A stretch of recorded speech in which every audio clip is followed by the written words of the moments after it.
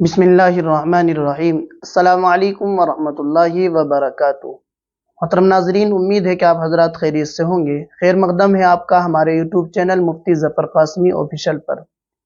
ناظرین، جیسا کہ ہم اپنے اس چینل پر دینی مسائل کا جواب دیتے رہتے ہیں، اگر آپ بھی ہم سے کوئی سوال کرنا چاہتے ہیں تو انشاءاللہ ثم انشاءاللہ قرآن و حدیث کی روشنی میں اس کا جواب دیا جائے گا۔ آج ہم آپ حضرات کی خدمت میں ایک مسئلہ لے کر کے آئے ہیں۔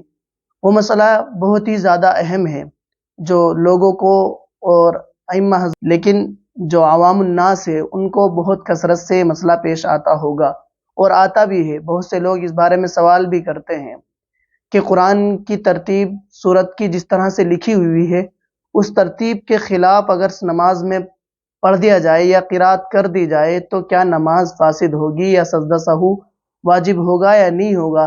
اس کا کیا مسئلہ ہے؟ سب سے پہلے تو سوال کی وضاحت کو سمجھ لے۔ مثال کے طور پر پہلی رکعت کے اندر ہم نے والتین والزیتون وطور سینین یہ سورت پڑھی، اور دوسری رکعت میں ہمیں سورہ 3 سے آگے کی جو صورتیں ہیں، مثال کے طور پر انا انزلنا ہے، لم یکن الذین ہے، یا اسی طرح پہ دوسری صورتیں پڑھنی تھی اخیر کی، لیکن ہم نے پہلی رکعت میں سورہ 3 پڑھ دی اور دوسری رکعت کے اندر سورہ علم نشرح پڑھ دی۔ تو اب سوال یہ ہے کہ مثال کے طور پر علم نشرح پڑھ دی پہلی رکعت میں اور دوسری رکعت میں والضحیٰ پڑھ دی، تو یہ مسئلہ بہت زیادہ پیش آتا ہے۔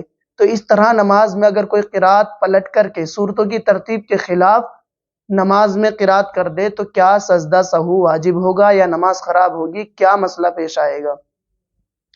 اس کا جواب یہ ہے کہ سورت کو اگر پلٹ کر کے ہم نے قرات کر دی، پہلی رکعت میں سورہ 3 پڑھ دی اور دوسری میں علم نشرح پڑھ دی، تو نماز میں کوئی خرابی نہیں آئے گی اور نہ ہی سجدہ سہو واجب ہوگا۔